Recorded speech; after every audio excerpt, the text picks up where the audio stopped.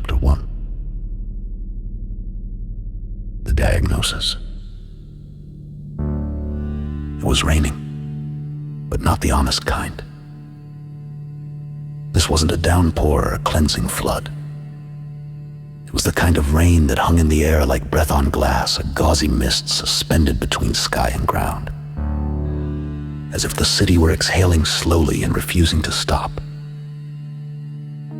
It blurred the world into a smear of gray watercolor. No edges, no clarity. Just a damp hush that softened everything but the truth. The windows of the oncology clinic wept with condensation, and the fluorescent lighting inside hummed its sterile lullaby, soft, ceaseless, mechanical. The kind of light that bleached the soul.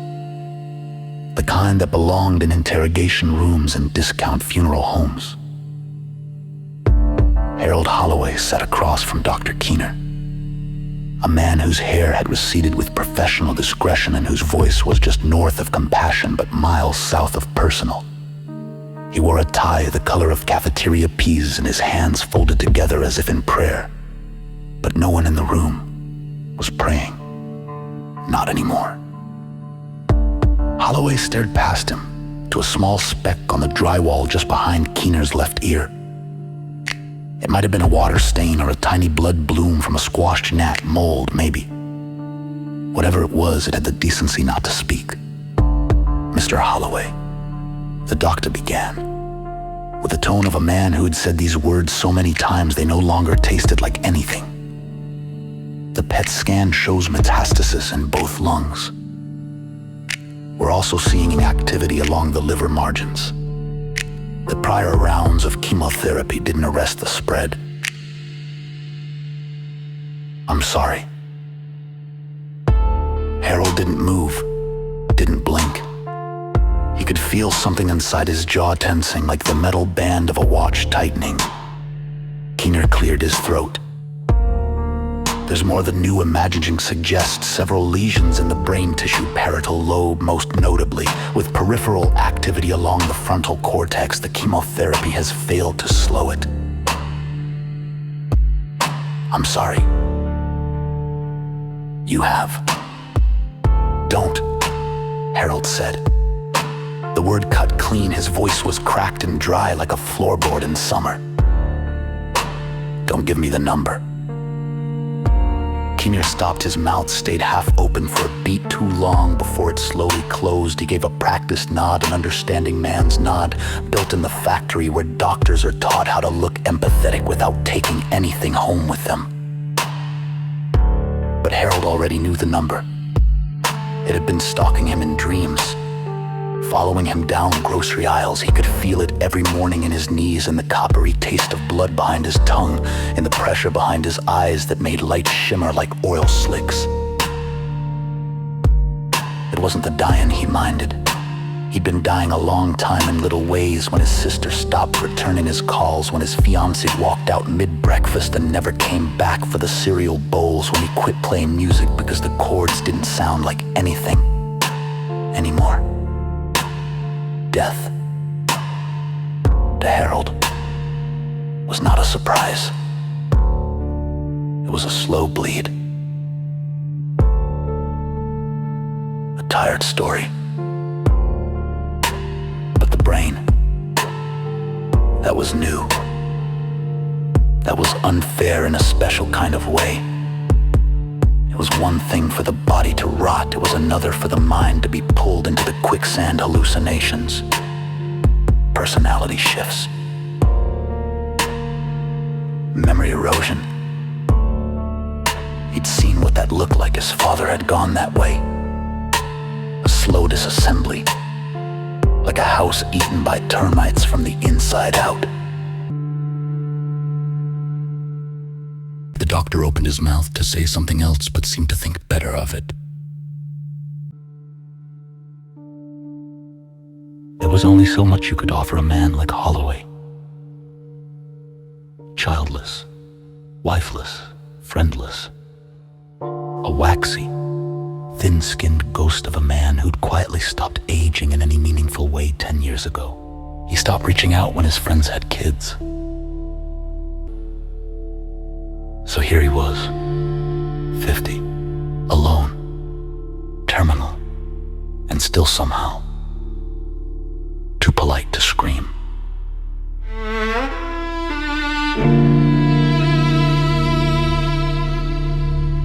I'll get you the paperwork. Holloway rode the elevator down like a mannequin trapped in a lift. His reflection in the mirrored panel was a crime scene sketch. Thinning gray hair combed over without hope, face pale, cheeks sharp from stress and missed meals. The drizzle became more insistent. It dappled his jacket as he hunched through the lot, hands buried like they were hiding from the verdict. He didn't go home. Instead, he wandered until he found himself beneath the awning of a cafe he didn't remember passing before. The sign read, "The Latchkey." Inside, burnt espresso and damp paperback books, the girl at the counter had blue-black lipstick rings in her brows. Just a black coffee. She handed him a steaming mug with no sleeve. It scalded his palm. He didn't flinch. He slid into a cracked red vinyl booth in the corner. The table sticky with syrup or failure. Something shifted beneath him. A book, maroon leather. No title, no markings. The kind of red you'd expect to find under fingernails in a murder scene. He opened it. Empty pages. Cream-colored. Blank from end to end. Until a number. 89. Not on the page above the head of the man across from him. Dread coiled around his spine like ivy made of razors. He knocked over the mug. Coffee spread like a Rorschach test. He didn't stop to clean it. The cafe bathroom was clean. Too clean. Like a dream.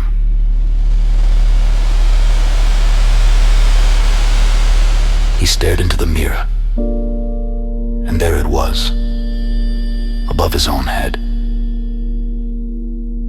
89.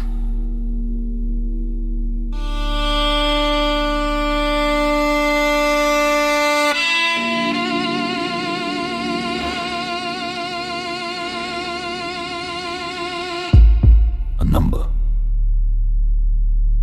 A countdown. A death sentence. Hanging in the air, casual as dust motes. He leaned forward and watched the red digits shimmer. They didn't tick, didn't move, just glowed like coals waiting for wind. 89 days.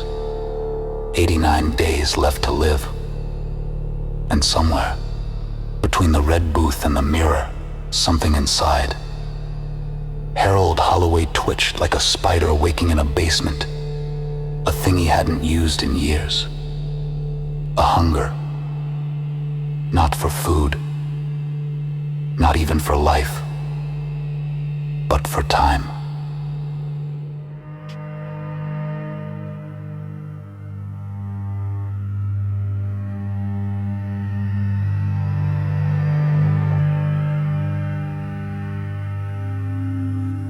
He told himself it was a hallucination.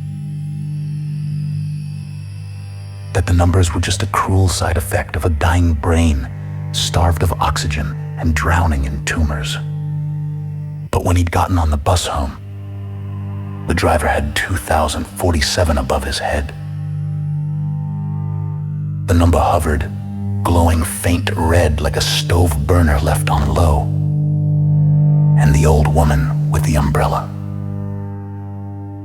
Hers was just one, a single digit, flickering. Like a neon sign that was about to go out, stuttering, failing. She sat near the front, trembling, clutching her purse like a relic. He watched her the entire ride, 20 minutes, every light, every turn. She never looked up. He wanted to believe it wasn't real, that she'd stand up, walk off, fade into the streetlight like nothing happened. But the way she held her bag tight like it could anchor her to the earth made him doubt it. And when he passed her again later, lying beside a knocked-over trash can, her umbrella crumpled like a dead spider in a panicked crowd circling her like sharks. The red digits were gone. No glow, no flicker, no countdown, just gone. Her number had vanished, the way breath does in winter air. And he knew, without understanding how, what it meant. He didn't want to, but he did.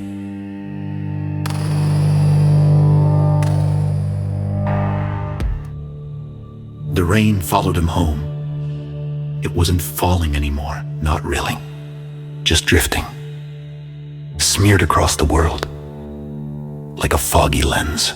He stood on the threshold of his apartment building, key in hand, staring at the intercom like it might bite him.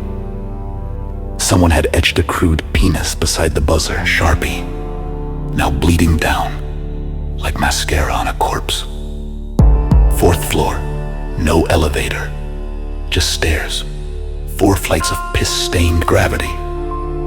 Each step a conversation between his knees and the void, the rail bit cold into his fingers, stiff from age, stiff from rot. A purulent apartment 4B. The door stuck, it always did. Inside, the silence, choking, familiar. The thermostat blinked red, the heater hadn't worked in 2 winters, the humidifier wheezed in the corner like a dying man, rehearsing his final breath. He left the lights off. The shadows knew him.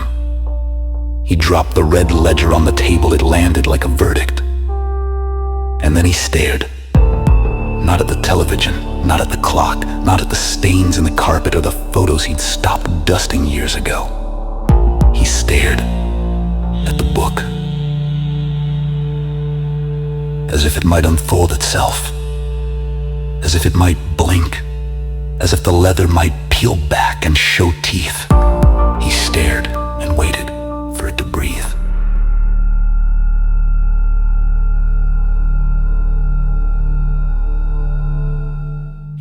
He turned the TV on, just to fill the room. Static. His streaming subscription had lapsed. Of course it had. He hadn't paid it. What for? He fetched a can of soup from the cupboard. No label. All his labels had peeled off from the damp. It hissed open and he ate it cold. Sitting at the table with the red book between him and the spoon, his teeth ached.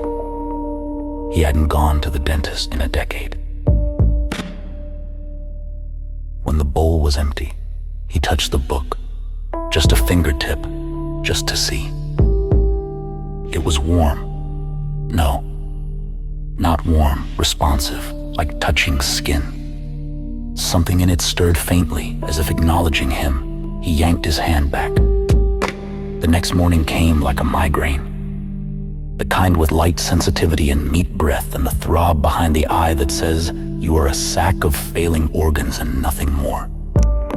He stood in the shower for 20 minutes, letting the water pool around his feet. He didn't bother with soap. There was nothing on his calendar, no job. He'd used all his leave and then quit. No friends to call, no reason to live if he was honest. So he walked, out through the city's concrete arteries, past limp banners for events that had already happened, past pawn shops and liquor stores and endless churches, each with signs that screamed salvation in neon. Jesus saves! You might be next. Stop sinning before it's too late. He wanted to scream or laugh or walk into the street and test the number above his own head. Instead, he went back to the cafe. The latchkey was quieter today. A different girl behind the counter. This one with hair shaved into precise vertical lines, geometric and severe. She didn't look up when he came in. The same booth was free. The same book was still in his bag. He lightly touched it. He looked at the people. That man at the window. 219. That woman pushing a stroller. 10,983 and the baby swaddled in light blue. 30,600.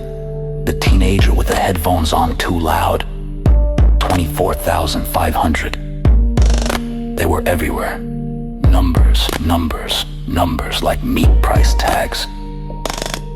Like expiration dates floating in the air, invisible to the world. Holloway had a sense of having slipped through something, a crack in the firmament, a hole in God's pocket. But then a man walked in, mid-30s, expensive suit. The kind of man Holloway had worked under his entire career. The kind who called interns champ and took credit for everything. Who smiled with teeth too white and shook hands like they were breaking something. The number above this man's head, 20,348. Holloway felt his stomach not at the number, but at the sheer unfairness of it. He watched as the man ordered a triple shot of espresso and sat down without tipping, loud, confident, a walking commercial for everything Holloway wasn't. He took out the book. He didn't open it, just rested his palm on it. And for one horrifying moment, he wanted to know the man's name, just to see what would happen, just to write something.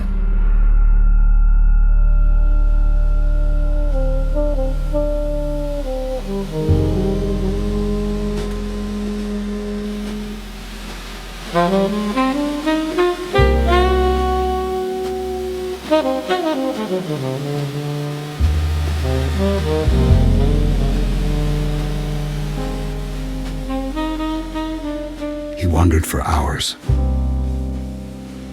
Not aimlessly, not with purpose either. Just moving. As if the act of walking could hold the pieces of him together. As if momentum alone might delay the inevitable unraveling. The streets were smeared with the gray hush of late afternoon. His shadow dragged beside him, short and soft and unimpressed. He passed shuttered storefronts, a man smoking alone under a bus stop awning. A mother yelling into her phone while a stroller rolled toward the curb. No one noticed him.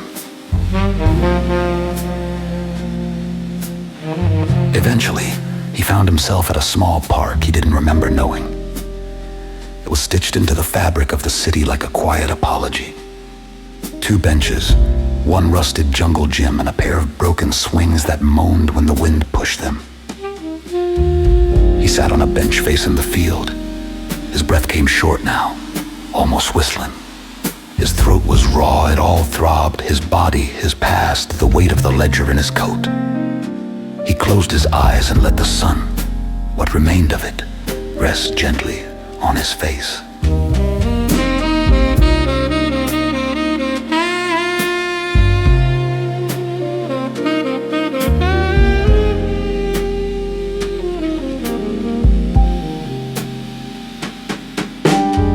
Somewhere nearby, children laughed. Not the sharp shriek of joy, but the messy, repetitive kind of noise kids made when the world still had magic in it. A dog barked once, then again, chasing something just out of reach. A couple argued behind a row of bushes, their words brittle, shaped like threats and regrets. Life, he thought, goes on, even without you. He didn't hear her sit beside him, only felt the slight dip of the bench, the creak of old metal under new weight. She was older, 70s, maybe. Her coat was wool, the kind you wore when you didn't care about seasons anymore. Her shoes were splitting at the toes. A paper bag sat in her lap, half open, crusts of bread peeking out. She She tossed a handful near the foot of the bench where 3 pigeons had gathered like gray prophets waiting for a sermon. "You look like someone who just got back from a war," she said without turning. Holloway blinked slowly. He didn't answer. She didn't seem to mind the silence. "I used to be a nurse, back when we still used morphine like water. Saw a lot of men come back broken. Most of them never said a word about what they saw but their faces." She turned her head, looked at him more directly now. Her eyes were clear but tired. "You've got that look," she said, "like you've stopped fighting." He opened his mouth, closed it again. His voice was brittle when it finally came out. 88 days. She didn't ask what it meant. She just nodded slowly. "That's enough time." He turned toward her slightly, as if the weight of the moment was pulling him enough for what? To do something stupid, she said. Or something brave. They feel the same when you're down to counting. She stood then, brushing breadcrumbs from her coat with a slow, practiced motion. "Don't waste it." Her voice was soft but unwavering. She didn't look back. She just walked away, slow and small, her silhouette folding into the deeper shadows beneath the trees. He watched her go, not because he wanted to, but because the number above her head had begun to glow as she left. 7. He whispered. 7 days. A single week. And she had just spent one of them feeding birds and talking to a stranger who could barely lift his voice. Holloway leaned back into the bench. The ache in his bones rose like a tide. The light above the field had dimmed to the color of dust. Everything around him moved. Leaves rustled, pigeons fluttered, far-off laughter echoed across the lawn. But he stayed still, like a monument to all the things that couldn't be undone.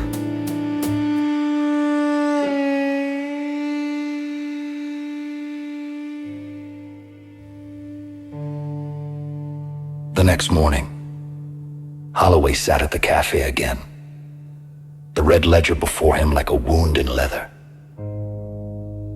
Outside, the world blurred through condensation-frosted windows. People passing like ghosts, unaware of the hourglass dangling above them in silent crimson. He'd brought a pen this time. It felt stupid and childish. But the urge to write something, anything, had gnawed at him all night. A quiet scream in his ribs, some cry for proof. Proof that he had been here. That Harold Holloway, age 50, failed claims adjuster, cancer-ridden and crumbling, had once taken breath among the massed billions. He clicked the pen, he hesitated, then began to write.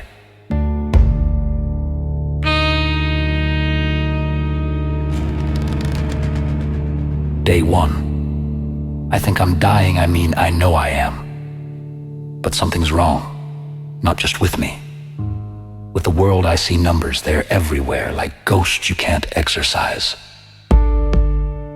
He paused. The words looked small on the page, feeble, not nearly enough to bottle the terror swarming inside him. I think the book is doing it. The red one. Found it by accident. Or maybe it found me. I'm not religious, but something about it feels selected.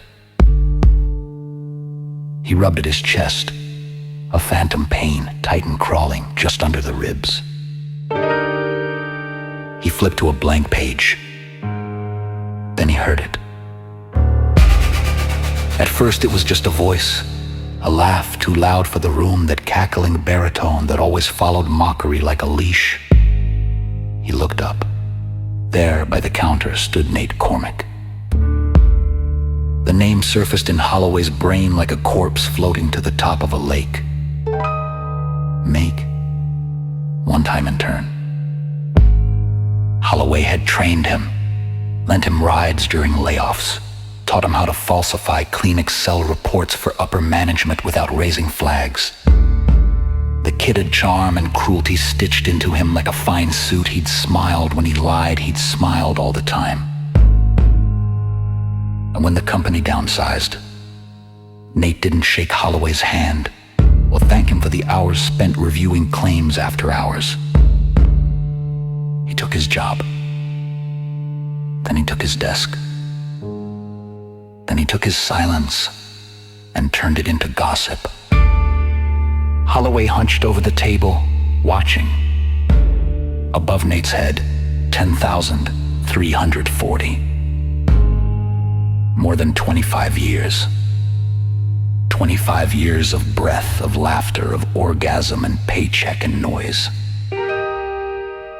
And below it now, something new. A countdown. 2 minutes, 59 seconds. 2 minutes, 58 seconds. 2 minutes, 57 seconds. His hand trembled. The pen had already moved. He didn't remember writing it. But there it was, inked neatly on the smooth red paper. Nathaniel Cormack. The letters curved in his old, tight script, the same he'd used when filling out forms for clients long dead. He blinked.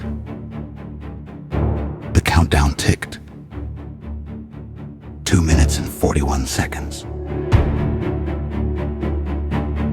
But when he looked down, just for a breath, a moment, a blink of instinct, the timer froze. 2 minutes and 41 seconds. A pause so unnatural it made his stomach twist. He looked up again.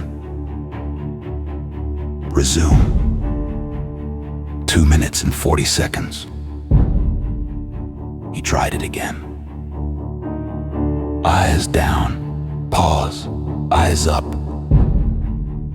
Resume. The red counter reacted to his gaze. It was tied to eye contact, not motion, not proximity, him, his stare, his will. As if the book had made him part of the mechanism, a cog in something ancient and exacting, a lock, a key, a loaded gun that only fired when watched. Panic whispered in the corners of his skull. This was real, and it wasn't random. He should have looked away, should have shut the book, should have let the man walk out and vanish into the static of the city. But instead, Harold Holloway stood. Not abruptly, not with purpose. Like a man surfacing from deep water, slow, heavy, changed. He slid the red ledger back into his coat like it was a piece of himself, something grafted to his rib cage. His hands didn't shake.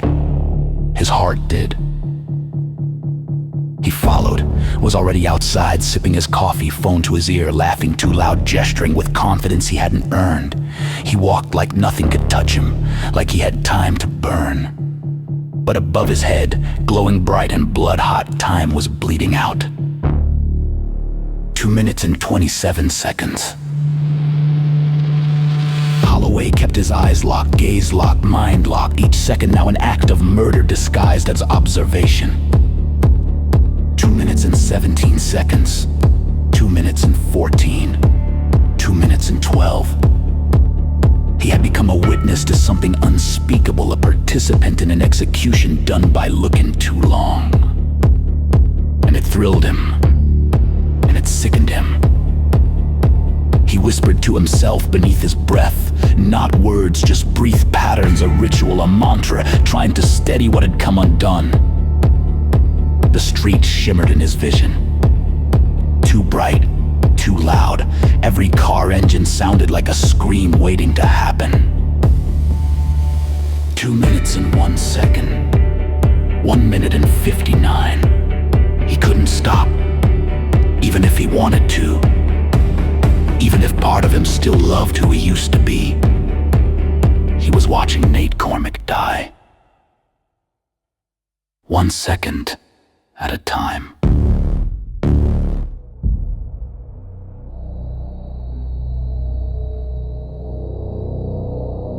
The sidewalk grew crowded. Twice, Holloway nearly lost him in the press of strangers. But he never looked away. Every blink felt like a risk. They passed a busker bowing a broken violin. A mother yelling into her phone. A man urinating between dumpsters, eyes blank. All of it blurred. There was only Nate. Only the back of his head. 1 minute and 3 seconds.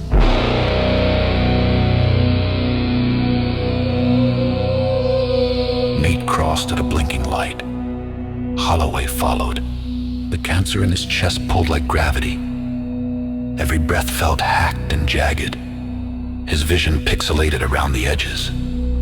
Still, he didn't look away. The numbers pulsed. 39 seconds. Nate paused at a mirrored shop window, checked his hair, smirked. His reflection blurred by dirty glass. Behind it, Holloway's reflection. Motionless. Faded. 1 seconds. Something in the world shifted. Like reality stuttered. Like the math forgot how to solve itself. 8 seconds. Holloway's hands twitched, pen in one, ledger in the other. His gaze tunneled like a scope narrowing on its mark. 3 seconds. 2. 1. 0.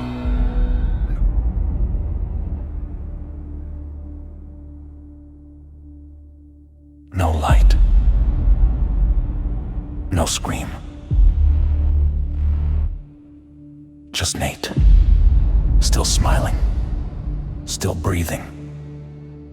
Then, a twitch. A stagger.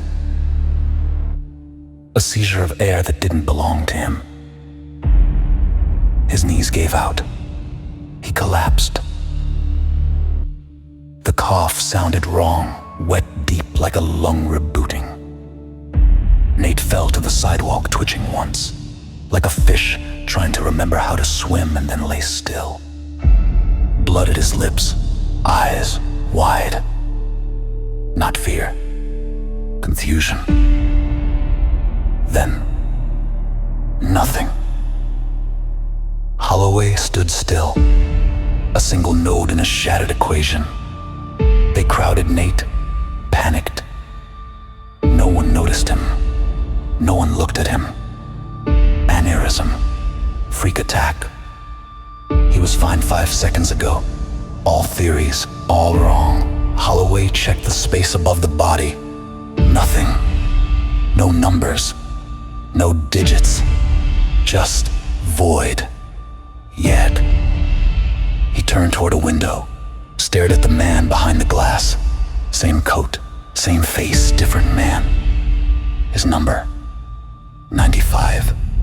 He blinked. It had gone up. That night, he didn't sleep, just sat in the dark, the red ledger open like a wound, name still glowing on the page, Nathaniel Cormack. That old ache returned, but something in it had changed.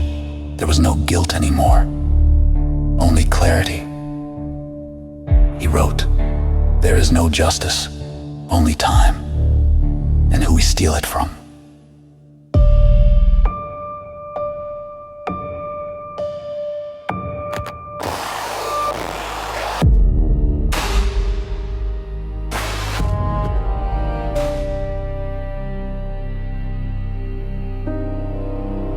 news broke quietly. No headlines, no articles. Just a short blip in the obituaries, wedged between an 84-year-old veteran and a retired librarian. No mention of how, just the kind of dry-boiled words. The dead are wrapped in, for the comfort of the living. Nathaniel Cormick, age 35, beloved husband and father of 2, passed unexpectedly. Memorial service to be held at Fenlow Chapel, 3 p.m. Wednesday. Harold Holloway read it 3 times. Each time, something inside him sagged further. He told himself it was a coincidence that maybe Nate had been sick. Maybe he'd had a ticking time bomb in his brain and the book had just revealed it. Accelerated nothing, changed nothing. Maybe, but he knew that was a lie. On Wednesday, he put on his best shirt, which meant the one without yellowed armpits. He wore a tie so old the threads were unraveling like dried grass. His coat still smelled faintly of mildew. He shaved badly. The Fenlow Chapel stood between a shuttered mattress store and a payday loan office. Its windows were tall, cathedral style, and dusted with grime. Inside, the air smelled like artificial lilies and old wood soaked with grief. The pews were scattered with people in blacks and grays, most too young to understand death, some too old to fight it. Holloway sat in the back. He had no name here, no place. Just a face among faces, a pale, twitchy stranger who kept his hands buried in his lap, hiding his knuckles, hiding the way they shook. Up front, a closed casket, a framed photo, Nate's face smiling, wide and polished. A woman stood beside it, flanked by 2 small children, both dressed stiffly like they were being punished. The woman had a sharp jaw and tired eyes. Her hair was tied back into a ponytail that sagged by the minute. Carla, he thought.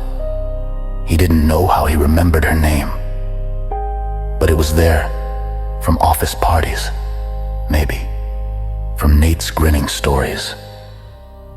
She was beautiful in that way sadness makes people beautiful, raw and luminous with the heat of things unspoken.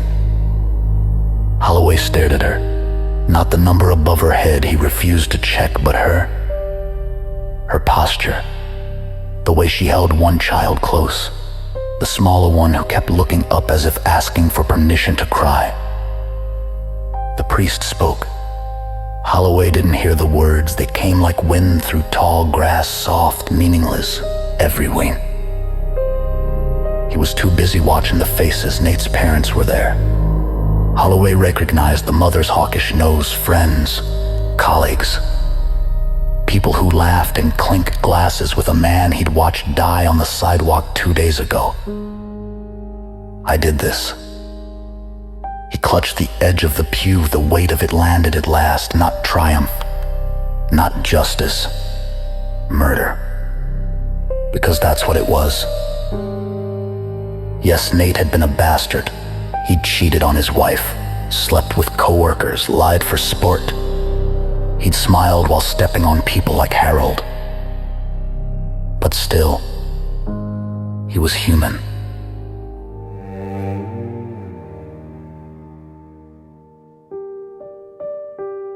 And Holloway had followed him with some hate in his gut. And he'd watched the timer hit 0. And now that man's children were wearing black. He did it. After the service, people spilled outside into the parking lot like smoke. Holloway lingered. He didn't mean to approach her. He didn't mean to speak. But then Carla turned, looked directly at him, and said, "You worked with him, didn't you?" She gave him a tired smile. He wasn't perfect, but he was there, you know? He nodded. I used to joke that he had 2 wives, me, and that damned office. She laughed once, short and ugly. Guess now I'm the only one left. Holloway swallowed. His mouth was dry. He talked about you sometimes, she said. He flinched. Me? Not by name, but he mentioned an older guy who trained him, said he was one of the only ones who didn't make him feel like an idiot. She looked off into the sky, said you were kind. The words struck him like a whip. He nodded once, couldn't speak. Carla looked at her kids. I don't know what I'm supposed to do now. I'm so sorry, he whispered. She looked at him. A long, searching look. You okay? She asked suddenly. He blinked. What? You look like you're the one who's dying. The breath caught in his chest. I am, he said, before he could stop himself. She stared. He smiled, thinly. Cancer. She softened. Jesus, sorry. No, it's fine, just been a weird week. They stood in silence. Then the children called to her and she gave a polite nod and walked away. Her number hovered briefly in the air as she turned. 10,233. Still so many days. And Nate. Gone. Erased. A body in a pine box. A story people would tell at holidays. Holloway turned and walked away. He didn't go home. He walked the streets until his shoes ached, until the sky dimmed and the street lamps began to buzz alive. He thought about Carla, about the look in her eyes, about what kind of man Nate might have become, could have become, if someone like Holloway had spoken up all those years ago, instead of disappearing into his cubicle. The guilt didn't fade. It calcified. That night he opened the ledger. He didn't write. He simply stared at the blank page. Then he wrote a single line. Even monsters are mourned by someone.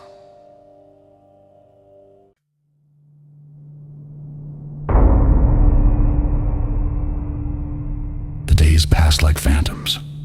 No edges, no weight. Just a smear of wet air, liquor breath, and the sour stench of failure clinging to the walls of his apartment. Holloway drank, not for the taste. His liquor came in plastic bottles with names like Eagle Fire or Ridgewater Reserve. The kind of drink that chewed your throat on the way down and left your guts smoldering. He didn't even bother with a glass, just drank straight from the bottle, sitting in a bathrobe on a couch stained with regrets and the sweat of dying things. The first night he drank to forget, the second to remember, the third because what else was there? His liver was already crumbling, his lungs were blooming tumors, his body had become a grave someone forgot to bury. So he drank like it was communion, his own private mass, the sacrament of rot. The red ledger stayed on the table, closed. Sometimes he looked at it. Sometimes he talked to it. You hungry? Bet you are. You're a little bastard, huh? Taking little bites out of the world. He slept on the floor most nights now, woke soaked in sweat and piss, coughing until he saw stars. Sometimes he laughed, sometimes he cried, most times he didn't either. Then came the fourth night. He couldn't sleep, couldn't think. The liquor had chewed through the veil of guilt and left behind something worse, emptiness. Holloway had murdered a man, not with a gun, not with poison, with a look, with a pen, with the one thing he'd always had, his silence, his passivity, his willingness to watch. And now the book sat there, like a waiting mouth. He dragged himself upright, sat cross-legged on the carpet with the bottle in one hand and the ledger in the other. His head spun, his gut lurched, but something in him was calm. A hollow, echoing calm. Like a man staring into a grave and thinking, yes, this fits me. he opened the ledger to a fresh page, the pen rolled from the floor to his feet like it had been waiting to. He picked it up, stared. Then he wrote, Harold Elwyn Holloway. The ink didn't bleed, it didn't hesitate. It glided across the page like it had always known this moment would come. He looked up. There in the mirror above the radiator, his face stared back at him, old, pale, threadbare, and above it, a new number, 0. Beneath that, a timer. 2 minutes, 59 seconds. 2 minutes, 58 seconds.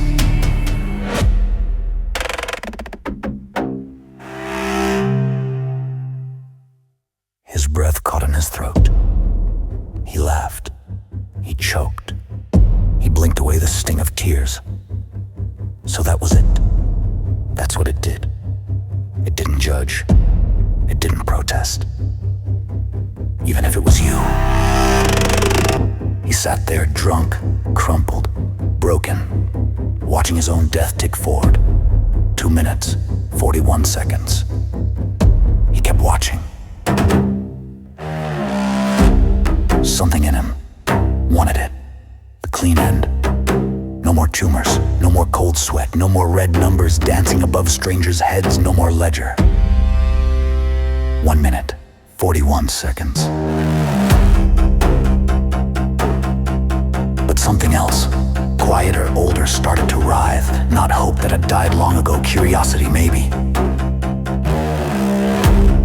What would it feel like? Would it hurt? Would he simply blink out? Would anyone notice? 1 minute, 30 seconds. He stared into his own eyes, dared himself. Then his vision blurred. He wept.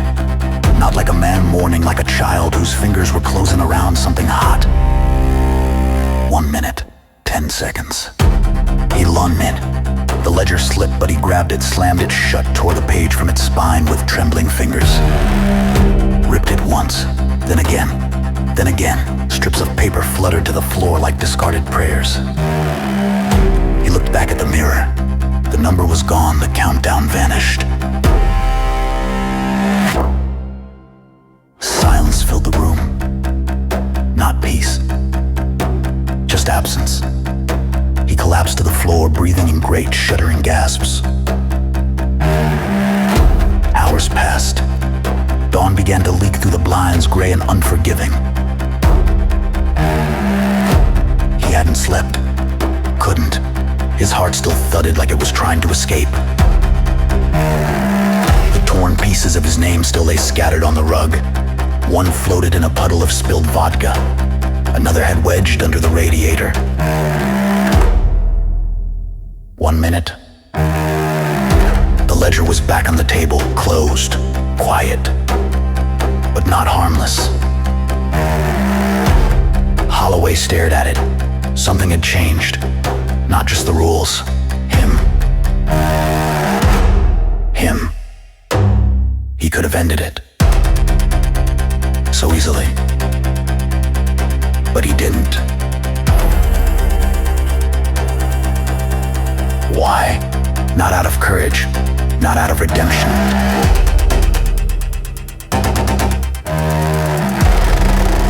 But because he wasn't finished yet.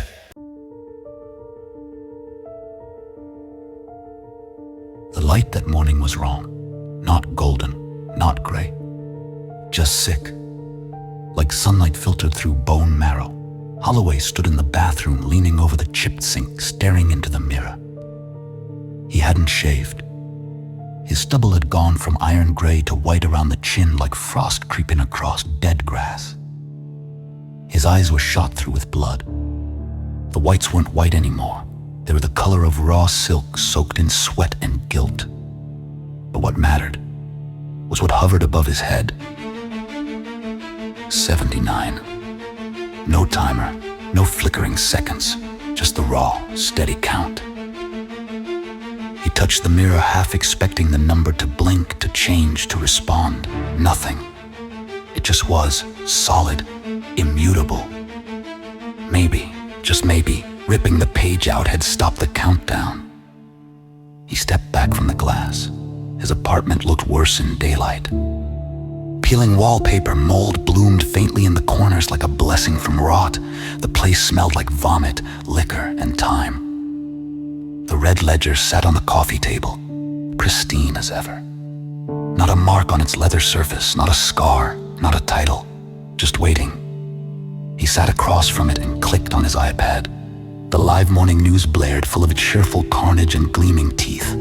TV anchor, polished, smiling. Rising global tensions as General Vlas Korozin of the Vezhenko Federation issued another threat this morning. Human rights violations, forced relocation camps, civilian executions. Satellite images reveal scorched villages and Holloway didn't flinch. The screen filled with the face of a man he'd seen a dozen times this past month. Vlas Korozin, dictator, war criminal, murderer in medals. His head was shaved, his face thick and wide like it had been carved from boiled meat. His eyes were coal-black. Dead. Holloway squinted. No number above his head. He frowned. The anchors had numbers, the field reporters did. Everyone on screen had a glowing red tally floating inches above their skull. But not Korozin. A recording. He waited. That night, he scoured the news websites, tried to find a live feed. The man was everywhere, but always in pre-recorded segments. His number, wherever he appeared, was absent. Null. Until Thursday. He found it on a fringe news aggregator, buried beneath scandal, clickbait, and black market videos. Korozin addresses Vezhenko loyalists, threatens action on border conflicts. Holloway clicked. The browser froze, then sputtered to life. The quality was awful, grainy, garbled. The sound came through in spurts. But it was live, and there he was, standing before a blood-red banner flanked by soldiers in ceremonial armor, voice rolling out like thunder from a corpse. And above his head, 7,113. And beneath that, once Holloway grabbed the pen and wrote the name in trembling strokes. Vlas Mikhailovich Korozin. 2 minutes, 59 seconds. His heart pounded. It worked. He didn't know how he knew the full name, but he did. It had been said so many times in footage, scrolls, sanctions, warnings, history. And now the book accepted it. The timer began to tick. 2 minutes, 41 seconds.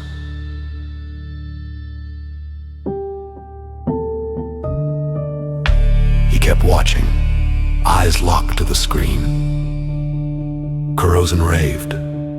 He slammed his fists. He laughed. He named enemies called for annihilation. Holloway didn't look away. 1 minute, 31 seconds.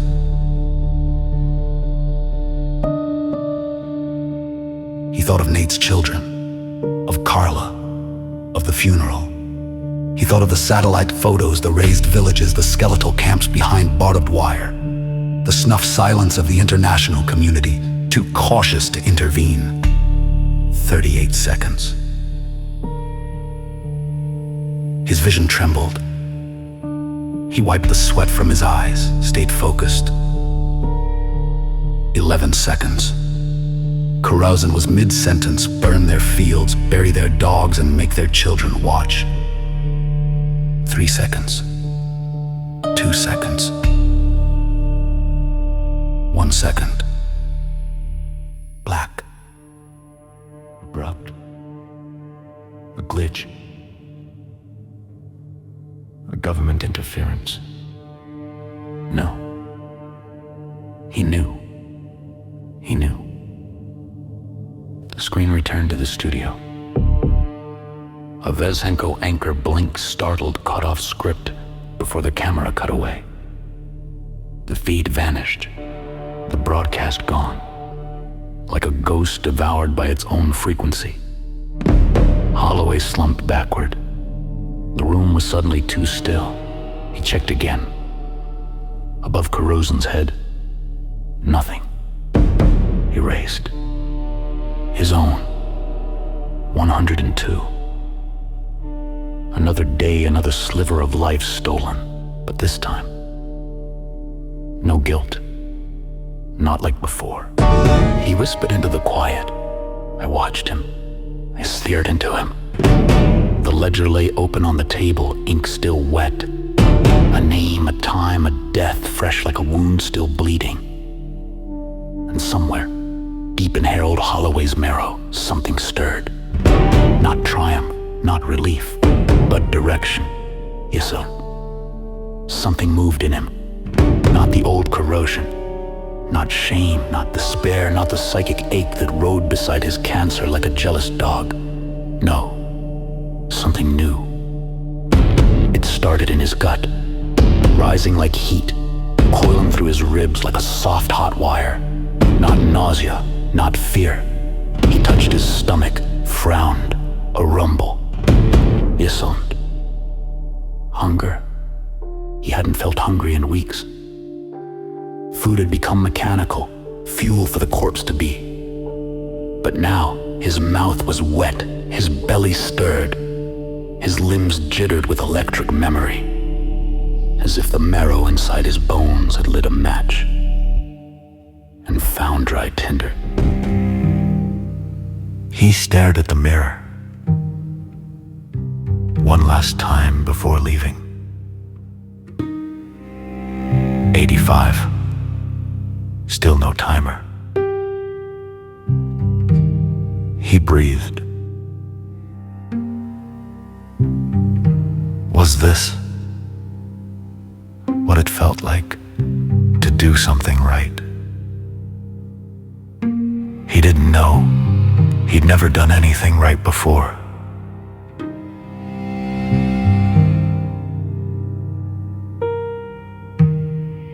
The buffet was a dim, aging place across from a mattress warehouse and a liquor store. He used to walk past it on the way home from work. Never went in. Too greasy, too many screaming kids, too much life. Today, he pushed open the glass door, walked into the smell of hot oil and sweet syrup, the clatter of silverware, the faint clink of water glasses, a grease-slick floor that had known thousands of steps and exactly 0 mops. He paid with a 20. Didn't wait for change. Didn't care. He filled his plate like a man who just escaped execution. Crab rangoon, fried shrimp, General Tso's chicken with that sticky orange glaze, lo mein coiled like intestines, egg rolls steaming from ruptured seams. He sat in a booth by the window and ate like a man possessed. His body wasn't built for this anymore. He could feel it. Joints groaning, stomach twitching, liver hissing in the dark like a kicked cat. But it didn't matter. The food tasted like something. It had texture. His mouth wanted it. His teeth wanted it. His memory wanted it. He chewed with purpose. He savored. And he watched. On the wall above the soda fountain, a muted television flickered through static and breaking news graphics. One of those international channels that never slept. The anchor had wide eyes and too much makeup. Her lips moved in frantic sync to scrolling subtitles. Vezhenko State Media has not confirmed the death, but insiders claim General Kurozin collapsed mid-broadcast before being removed from the stage. Western leaders declined to comment, but analysts call it a potential fracture in the power structure. Rebellion surges in border provinces. The scrolling Chiran at the bottom read, breaking. Kurozin reported dead, unconfirmed sour sight, sudden heart failure during speech, pensions high, NATO forces on alert. Holloway wiped his fingers on a paper napkin, folded it once, twice, like origami meant for the grave. Then he leaned back. That feeling in his stomach, it surged again. Not just hunger, not just fullness, adrenaline. The body never lies.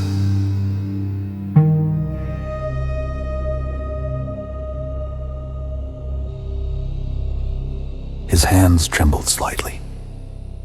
Not with weakness this time, but with an almost ecstatic energy. The kind that crackles just beneath the skin. The kind he hadn't felt since. No, he had never felt it. Not even when he was young.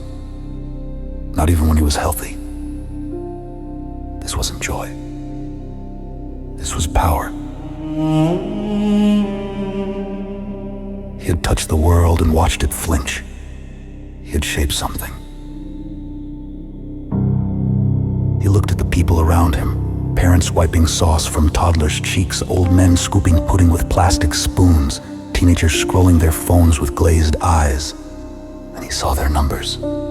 403, 12112, 6684, 17. 17. That caught his attention. A girl, maybe 16, skinny shaved head, a loose hoodie worn like armor. She sat alone in a booth near the soda machine, picking at cold noodles with a plastic fork. She didn't look up. Her tray was barely touched. Her water was full. Her eyes were far away. He kept watching her. 17 days. What was eating her? Cancer, abuse, addiction, despair. He thought of his own countdown. Was it wrong to feel righteous? He had ended a butcher, done what governments would not, with ink, with will. So why did that number, 17, sting worse than all the rest? The girl stood, left her tray, walked toward the door like a ghost who'd already decided. It didn't want to haunt anymore. He turned back to his food, but the taste had changed. It was ash now, just texture, without soul. He paid and left, walked through parking lots wet with oil rainbows and scattered receipts. The sky above him split in heavy seams, clouds hanging like soaked laundry. He passed a church marquee. You cannot kill evil without killing part of yourself. He stared at it until it changed in his mind. You cannot kill evil without becoming something else. His stomach gurgled again. Not with hunger, not even with sickness, but with change. Something was shifting inside, and Harold Holloway wasn't sure if he was still the man who'd walked into that buffet. Norente. The number clung to his brain, like mold in the lungs. 17. He couldn't let it go. That girl, alone, picking at cold noodles under flickering buffet lights. Her shaved head, her haunted stare, the way she didn't chew, so much as endure the food. Her tray stayed full. Her eyes had nowhere to land, not even in this world. She had 17, and he'd killed a man who had over 5,000.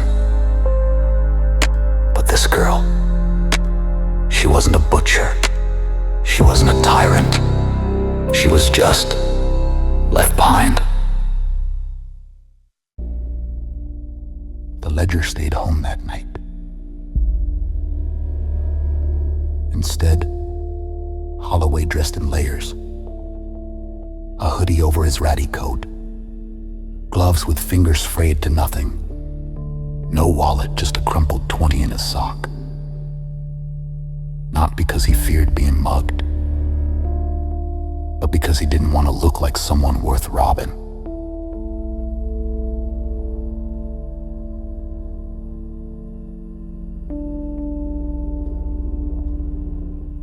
He started where she might have wandered.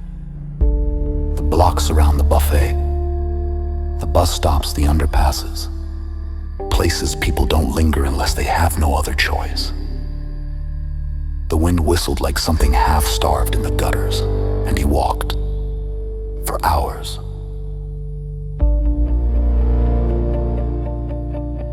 His body protested, chest burning.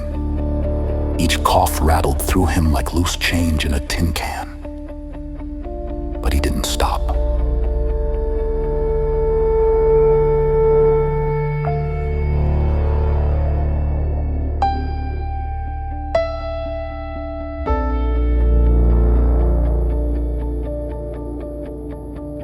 People offered him things in the dark.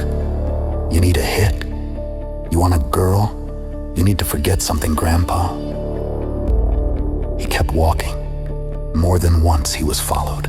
One man shadowed him 3 blocks, peeled off when he saw Holloway had nothing worth stealing. Even the wolves smell the rot now.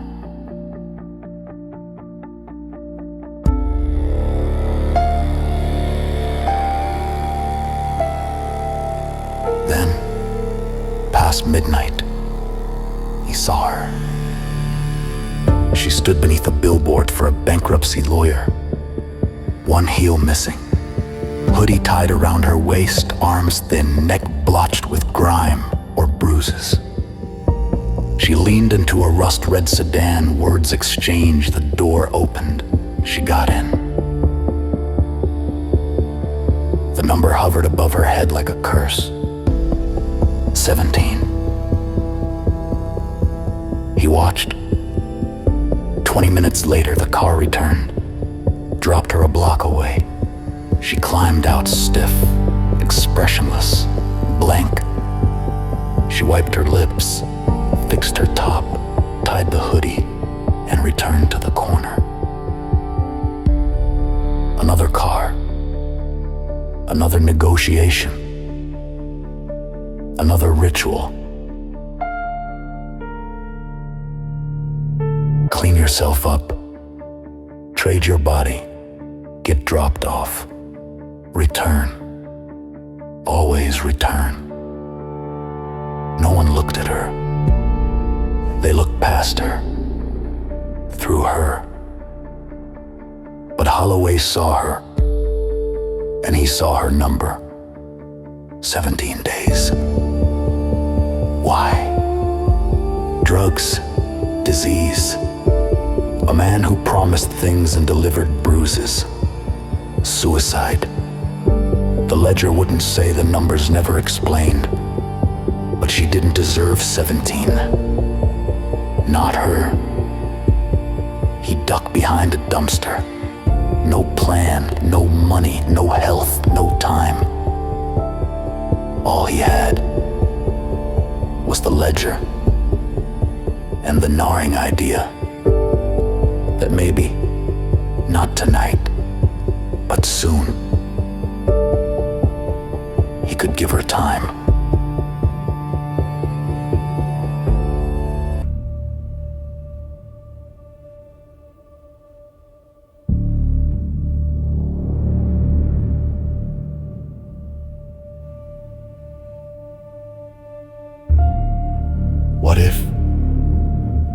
What if he could reverse the flow? Steal from the monsters, the untouchables, the rich who bought justice in bulk, the smiling predators in tailored suits, and give it to people like her. What if he could? The thought hit him so hard he nearly staggered. His knees gave slightly, because it wasn't about punishment anymore. It was about rebalancing, a different kind of judgment. And for the first time since the cancer bloomed inside him like black roses, Harold Holloway didn't feel useless. He felt purposeful. He felt like a man with a map, and she was the first landmark. She got in one more car that night, and one more after that. Then, just before dawn, she vanished into a squat tenement building that leaned like it wanted to fall. Holloway memorized the cross streets, then turned home, slow, stiff, shaking. But with a name forming on his lips, not hers, someone else, someone who didn't deserve the time they had. He slept like the dead, sprawled across the couch with his coat still on and the TV whispering static confessions. When he woke, it was past noon. His bones protested like cracked porcelain. He coughed into a bald napkin, red as expected. His body was failing, yes, but something else inside him had awakened. The ledger lay closed on the coffee table, but its presence filled the room like heat from an unlit fire. He didn't touch it, not yet. Instead, he prepared. Slow, deliberate, like an old soldier polishing a bayonet for a war already lost. When the sky turned bruised and purple, he returned to the street. She was there again. Same street light, same billboard looming like a sarcastic god, same boots, same hoodie, same dead-eyed posture of someone halfway dissolved into the night. And above her head, 16, one less. He crouched between a graffiti-tagged dumpster and a crumbling bus stop shelter. It didn't take long for him to appear. The pimp. Bald, fat in the face, built like rebar under velvet, gold chain, unlit cigarette, moved like a man who didn't expect to be stopped. You think I give a shit if you're tired? You want to eat tomorrow, you earn tonight. She flinched. He slapped her. Open palm. Quick. Practiced. She stumbled back, steadied herself on the edge of a trash can. Didn't cry. Just reset her face, like she was used to losing pieces. Holloway's nails dug into his palms, the ledger pulsed in his coat pocket like a heartbeat. The pimp stormed off, got into a black Charger peeling vinyl on the rear quarter Texas plates. Holloway stepped from the shadows long enough to memorize them. FTX3 and 2, he whispered it 3 times. The Charger peeled off, taillights dripping into the dark. The girl, still standing, breathed in through her nose. She looked up at the sky, then down at the street. Then she walked, not away, not to another corner, but toward the gas station across the intersection, limping slightly, left eye swelling. Holloway waited. She stepped out of the store a few minutes later with a sandwich and a plastic bag full of ice, pressing it to her face. She saw him stop. They stared at each other. For the first time, she really looked. Then, slowly, she walked over, pulled her hoodie tighter, sat on the bench beside him like they were old friends meeting for a smoke. "You want a quick one?" she asked flatly. Her voice was hollow, not seductive, not even practiced, just exhausted. $50, no kissing. "I don't want that," he said. Her eyes narrowed. "Then why have you been watching me 2 nights straight like you're gonna call the cops or carve me up?" He paused. "I want to talk." She blinked, suspicious. "You a shrink?" "No." "Cop?" "No." "Creep?" "Probably," he said. She gave him the faintest of smiles, then coughed, winced. "How much?" He pulled the crumpled 20 from his sock and another 10 from his pocket. "For your time." She stared at the bills like they might vanish if she reached too fast. Then she took them, sat back. 30 minutes, she said. That's a lot cheaper than most of my dates.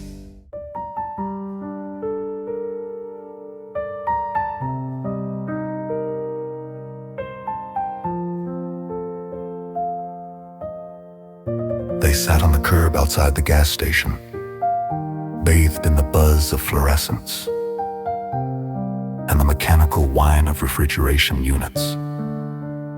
Cars passed like ghosts.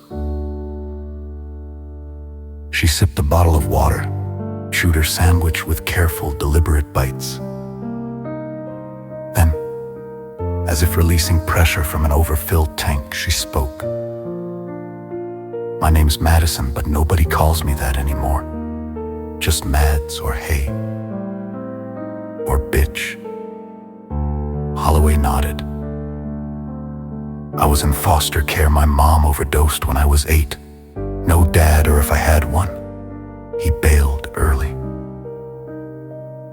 She licked mustard from her thumb. Got bounced around group homes. Mostly when I turned 16, I ran off with a guy who promised he'd make me famous, said he knew people in music, thought he was legit. He wasn't surprised. She shrugged.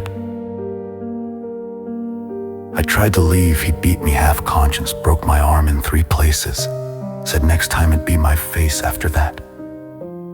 I just stayed.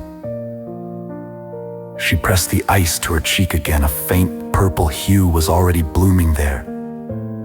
Now I bounce between motels, sometimes the shelter if it's cold. I got a phone that barely works, a pair of headphones, and a box of crackers I keep under a bridge in case I can't hustle a meal. She looked at him. That the kind of story you wanted? No. I just wanted the real one. She smirked. Well, that's it. The real one's ugly and short and ends with a funeral no one attends. He looked at her number again. 16. You don't know that, he said. Oh, I do. She pulled a cigarette from behind her ear, lit it with a shaking hand. The math's all worked out. There's a window, you miss it. Life doesn't open again. You just keep walking until you fall off. She took a long drag, exhaled. What's your deal? She asked suddenly. He smiled softly. I'm dying too. She raised her eyebrows. From what? Everything, he said. She chuckled. It was real, broken, but real. Well then, she said. Guess we're both just waiting for the timer to hit 0, huh? He didn't answer, but in his mind the ledger burned, and a name was already forming.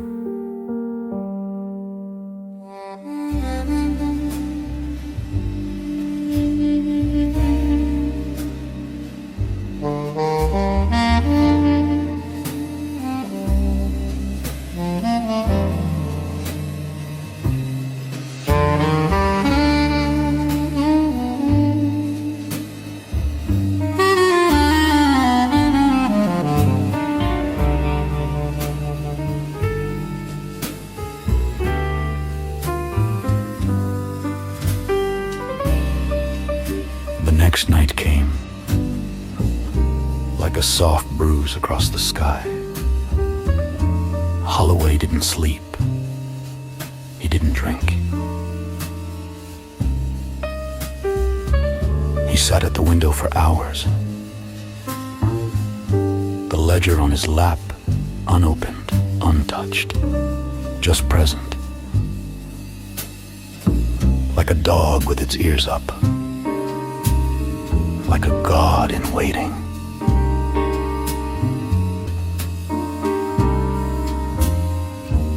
When the time felt right, just after the city lights blinked on, just before the real predators came out, he returned to the corner. And there she was, Madison, still alive, still standing,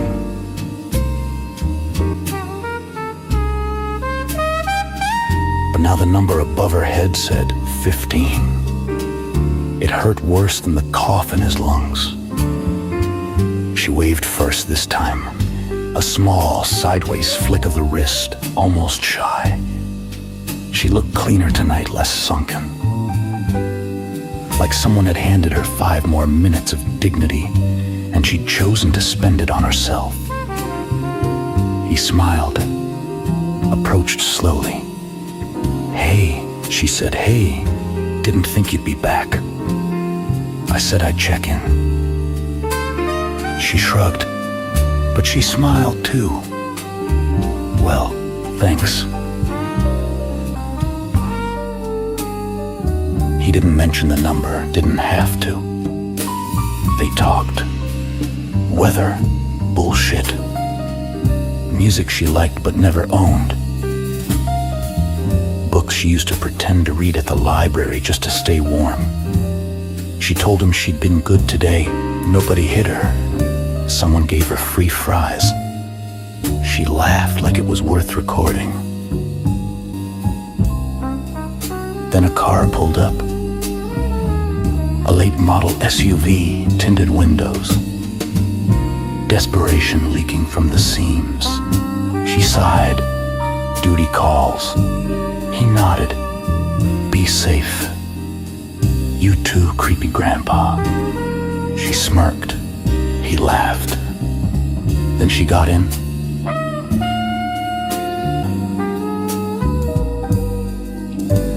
As the door shut, the number faded from view, like it only existed within a certain radius of his gaze. Gone, lost to shadow. 15 days evaporating 1 heartbeat at a time. He stood there, long after the taillights disappeared.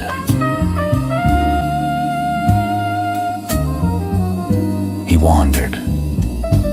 The streets near the bus station, past liquor stores, boarded up laundromats.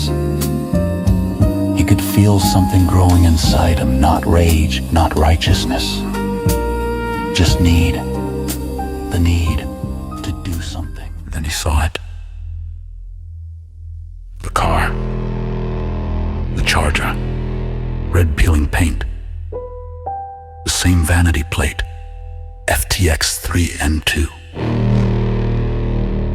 Parked outside a rundown dive bar called The Socket. The kind of place where the jukebox only plays songs about bad decisions and worse women. His heart picked up speed. The car was empty. He looked around. A group of drunk college kids stumbled across the street laughing. No cops, no pedestrians, just neon, pavement, and time. His hands were shaking. He'd never broken into anything before, never even shoplifted. Once, at 17, he'd taken a candy bar from a gas station and returned an hour later to pay for it. He had spent his life being small, invisible, inoffensive.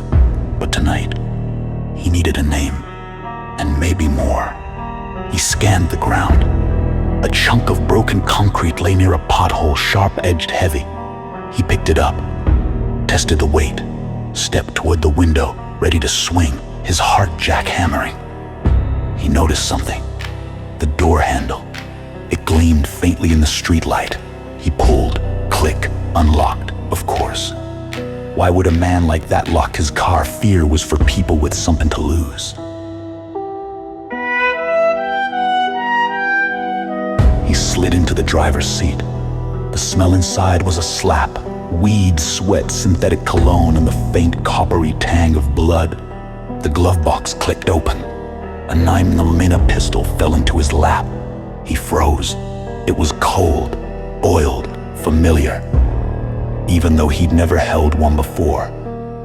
He stared at it, 3 long seconds, then slid it into his coat. He reached back in, crushed receipts, a torn strip of duct tape, a lighter shaped like a naked woman, and then A plastic sleeve, inside car registration, insurance card, state-issued driver's license. Name, Terrence Dumont. Age, 42. No address, just a P.O. box. But it was enough. Harold Holloway felt his fingers go numb. Not from fear, from anticipation.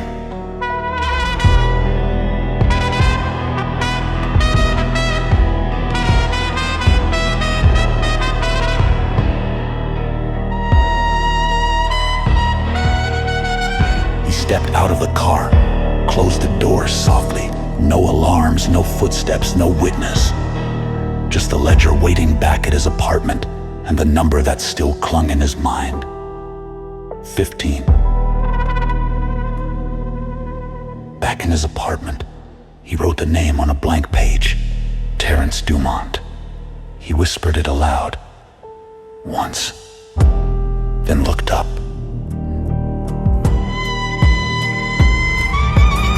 He realized he'd have to see him like with corrosion, eye contact, presence. He'd have to go back, follow him, stare him down. He shivered, not from cold, from certainty. Tomorrow night he would look that man in the eye, and by the end of it, Madison would have one more day.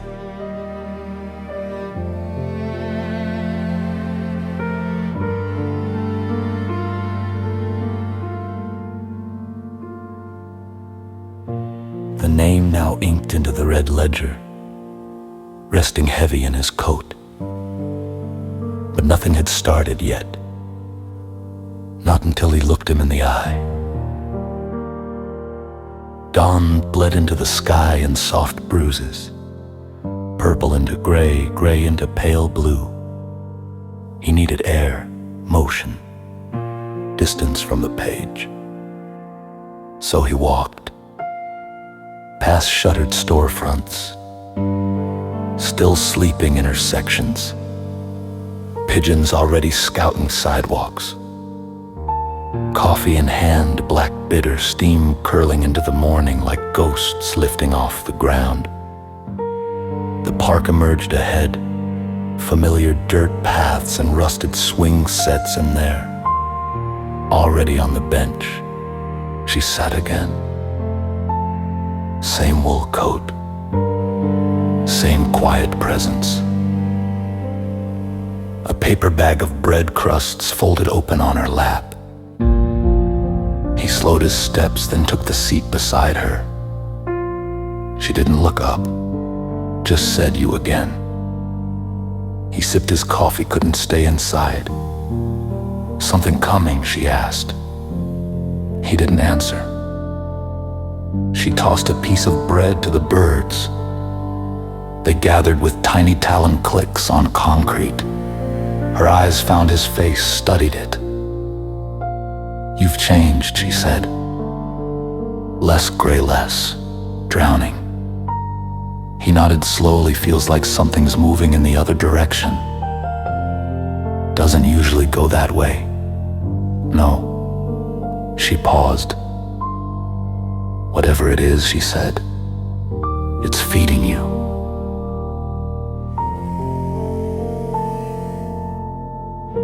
He looked down into his cup, watched the reflection of the morning sky ripple.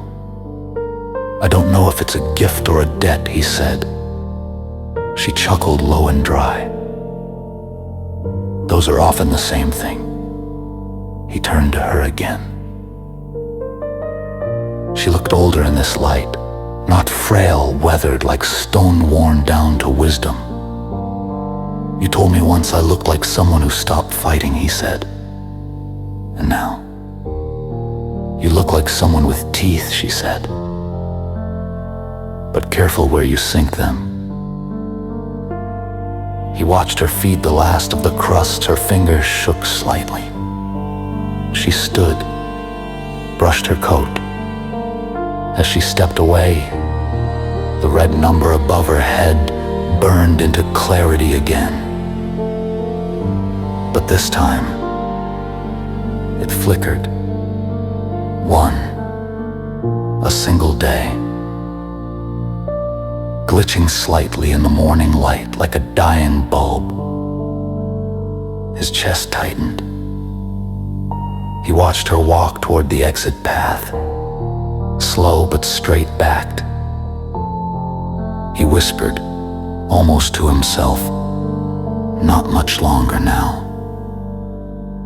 She was calm, peaceful, the kind of soul that had lived. But Madison was just beginning. He stood quickly, called out, "Wait, what's your name? Your full name?" She turned at the edge of the path. The wind caught her scarf and tossed it behind her like a flag. "Gabriel Nightingale," she said with a half smile. Then she was gone. Down the sidewalk and around the corner. He stood there a while longer, saying her name over and over in his head so he wouldn't forget it. Gabriel Nightingale. If he survived the night, he would look her up. After the number disappeared, after the light went out. He heard them before he saw them. A corner of the park half shielded by overgrown hedges. 3 boys, one smaller than the rest. The small one wore a full costume, blue spandex, red cape, a lightning bolt stitched to the chest. The others circled him, barking laughter, mocking the way he stood, the way he held his hands on his hips like he belonged in the panels of a comic book. One of the bigger boys shoved him in the chest. The little one stumbled. Harold stepped in. "Hey," he said. The 3 older boys turned. One tried to laugh again, but it faltered under the weight of Harold's voice. They muttered something mocking his limp, his age, but they walked. Disappeared down the path. He waited until they were gone, then looked at the boy. He was wiping his eyes, trying to look brave. His cape had come undone on one side and dragged along the grass like a wound. "You okay?"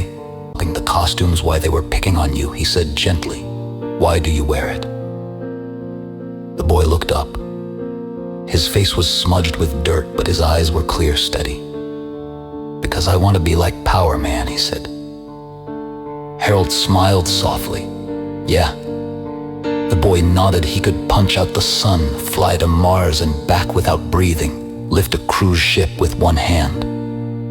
"Sounds like a show-off," Harold said. The boy grinned. "No, he chooses to be humble. That's his greatest power." Harold tilted his head. "Why wear a suit? That's corny." The boy continued, as if answering a question that had already been asked. "Because he wants people to feel safe. He could have worn armor, or looked scary. He could look like a god, but he chooses to look silly just so people aren't afraid of him." Harold felt something catch in his chest. A thread pulled tight. Even with all that strength, the boy whispered he still wants to be good. Harold reached out, fixed the boy's cape, tied the knot tight. The boy stood up straight again. Taller now, proud, he saluted. Harold chuckled. "You take care of yourself, Power Man." "You too," the boy said, then ran off, cape trailing behind him like a story not finished. Harold watched until he vanished into the trees. He stood in the quiet again, but something inside him felt warmer. The power in his pocket, the name in his mind, the target in his sights, all of it waited. But for one small moment, the world had felt soft again.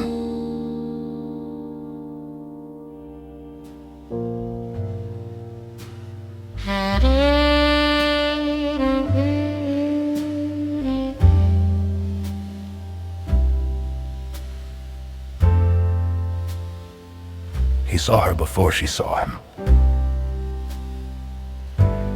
The number above her head, 14, burned like a fuse inching down toward the inevitable. He smiled, lifted a hand in greeting. The same way you might wave at a neighbor's dog you saw every evening. Not at a girl dissolving day by day in the gutter glow of this city. Evening mads, he said.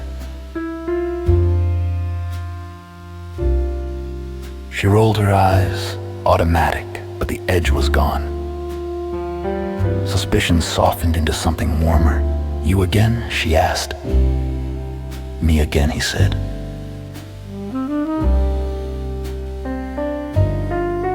She leaned against the bus bench, hoodie drawn tight like she could shrink inside it and disappear. A bruise bloomed under one eye, sickly green and yellow covered with a film of makeup too thin to lie. She didn't mention it. He didn't ask. That was the deal they'd made without ever speaking it. He reached into his coat, pulled out a warm paper bag soft with grease, chicken taquitos root beer gourmet as hell. She stared at it like it might hiss and bite, then cracked a half smile. You trying to fatten me up or poison me? He shrugged. I've got a weakness for strays. She laughed. Not a polite chuckle, not sarcasm. A real one.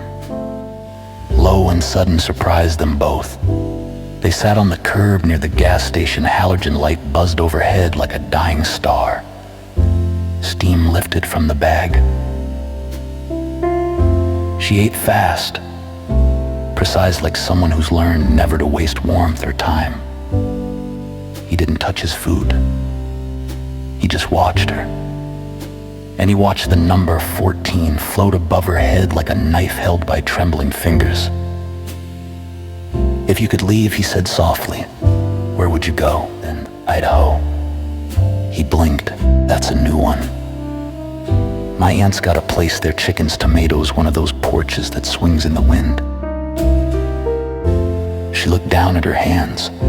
I called her last year. She said, sounded surprised, not mad though, said I could come if I got clean. So why not? She took a breath. It stuck halfway. I got the bus money, she said, been hiding it, but T ain't gonna let me go. He didn't need to ask who T was. Tried once, she said, told him I was done, that I had somewhere to be. Her voice got quieter. He broke my leg, took my phone, said if I ever ran again, I'd crawl back or not come back at all. She stared at the curb, now steam gone, food half eaten. I know I'm trash, she said, but I don't want to die here, not with a cigarette burn and a motel key in my pocket. You're not trash, he said. Tell that to the people who throw me away. She stood up. Brushed her palms on her jeans like she was trying to scrub off shame. Thanks for the food, creepy grandpa.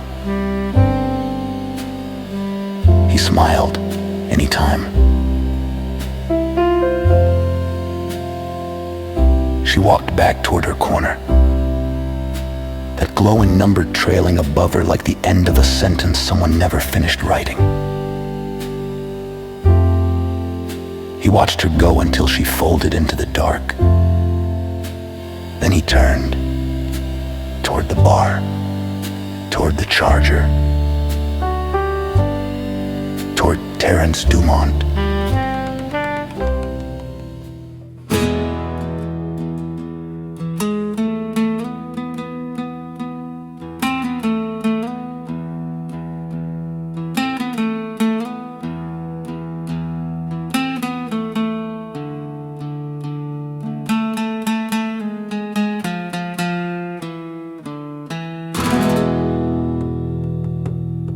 The socket was louder than usual. Bodies packed shoulder to shoulder. The jukebox weeping out something angry and stubborn. Holloway stepped inside slow. eyes scanning through the blur of smoke and neon.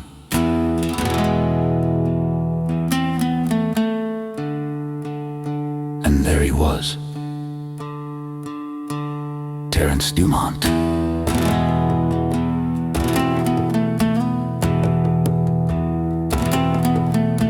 Red velour tracksuit stretched over meat, gold chains, a mouth like a sewer drain. Laughing too loud, too long, a girl half his age under one arm. He held a drink in the other hand like it owed him something. Holloway approached the booth. He didn't stop at the bar, didn't pretend to be looking for a seat. He just stared. Above Terence's head, 4,763.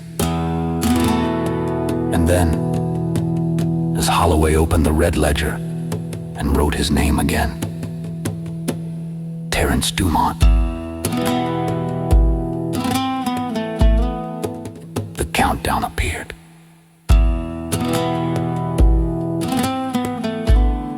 2 minutes, 59 seconds. Holloway didn't blink, didn't move. He just stared. Let the seconds tick.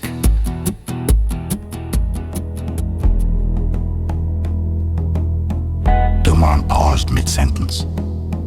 Noticed. His head tilted. He squinted through the low light. "The fuck you staring at, old man?" Holloway didn't answer. Dumont stood, knocking into the table. The girl slid out of the booth quick. He stepped forward, big as a truck and twice as loud. "I said, you got a fucking problem?" Still, Holloway stared. The countdown ticked. 2 minutes, 37 seconds.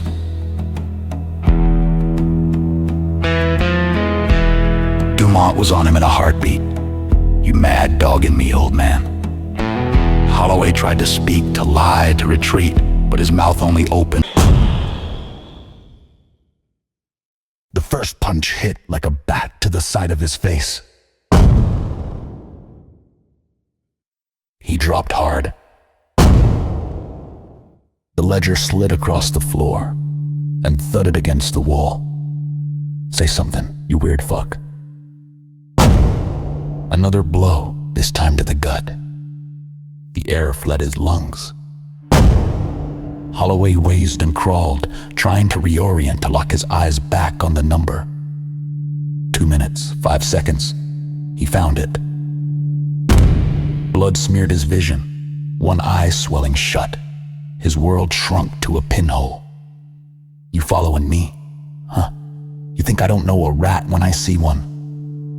Holloway said nothing, could say nothing. His jaw hung loose. Something in his ear popped and didn't stop ringing. 1 minute, 35 seconds. Dumont kicked him hard in the back. Something cracked. Someone screamed.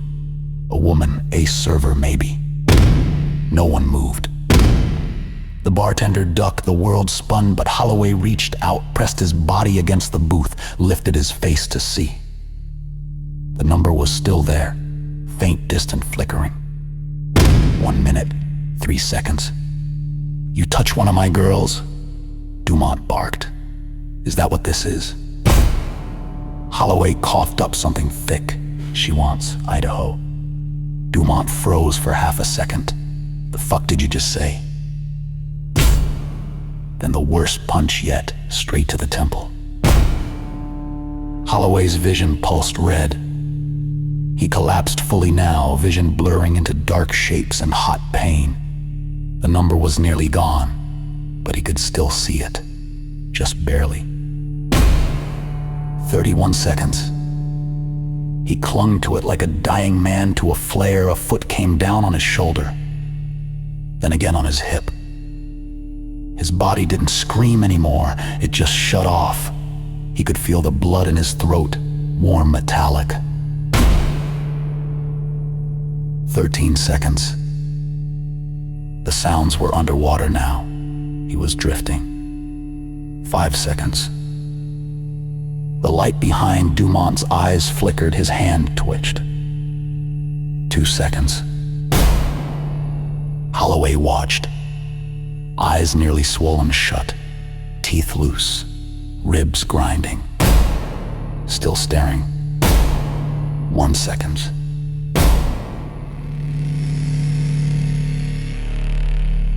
Then, gone. The number vanished. Terrence Dumont took a staggered step back, clutched his chest like he was reaching into it for something he'd lost, and collapsed face first into his untouched drink. A gasp rolled through the room. Chair scraped. A woman screamed. Someone shouted his name. But Dumont didn't move, didn't breathe, didn't exist anymore. Holloway smiled as the darkness came. A strange, soft smile. The kind you give yourself when you finish something that mattered. Then everything went black. Then he came back in pieces. First the smell, copper and antiseptic, the sharp sting of alcohol swabs. Then the pain, deep, pounding, vast, as if someone had cracked open his rib cage and rung it like a church bell. Then the lights, white and humming and far too clean. His eyes struggled to adjust, the lids too swollen, his left socket gummed shut with dried blood. Eared voices, the low static of a radio. A woman laughing, something about paperwork, something about shock. Then, "You alive in there, champ?" he groaned. A sound like gravel dragged under a door. It wasn't words, but it was something. The voice came again, clear. "Damn, you alive? I owe Ronnie $20.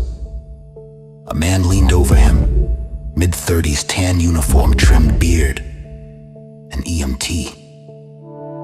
Holloway tried to move, and pain lanced through his shoulder like a railroad spike had been driven through the socket. "Don't move, you're full of broken things, buddy." The EMT said with practiced calm, strapping something across his chest. "What the hell did you do anyway?" Holloway blinked at him. "Yeah, well, he's in a bag now, you're not. So that makes you the winner." The world shifted around him as the gurney jostled. He realized he was inside an ambulance. Fluorescent ceiling lights flickered overhead like the eyes of something ancient and bored. The doors at the back were still open, and through the opening, he saw police lights dancing against wet concrete. A white van stood parked near the curb, unmarked, sterile, a coroner's van. 2 attendants in blue gloves were guiding, a black zippered body bag up a ramp and into its belly. Dumont, gone. Holloway smiled through split lips. It hurt like hell. The EMT said, looping a strap tighter. "Dude had to outweigh you by 100 pounds, you a vet or something." No. "Boxer. Just stubborn." The EMT chuckled. "Hell, I'll take it." Then just as the doors began to close, a hand appeared. Small, pale, trembling slightly, but steady in its reach. It stopped the door, pried it back open. "Wait," a voice said. "Madison." She climbed into the back of the ambulance like she'd done it before. No hesitation, no permission asked. Her face was raw and tired. Her hoodie hung off her shoulders, but her eyes, they were on fire. "I saw you," she said. "He was on top of you, I thought. Fuck. I thought he'd killed you." Holloway stared at her, eyes glassy with pain. He tried to reach for something. His pocket, gone. He froze. She saw it in his face. "You looking for this?" she said, holding out the red ledger. exhaled, like he'd been underwater. I thought I lost it. I figured it was yours. Why you carrying a blank journal, creepy grandpa? She placed it in his hands. It felt warm again, heavy, familiar. He looked up at her, and above her head for the first time in days, the number had changed. Not lower, higher. 23,422. He blinked, rubbed at his good eye. Still there. 23,422, more than 60 years. She saw the way he looked at her, saw the glint of something in his battered face. Not lust, not pity, something like belief. She sat beside him, took his mangled hand in hers. "Don't worry," she said. "I told them I'm your niece. They'll let me ride."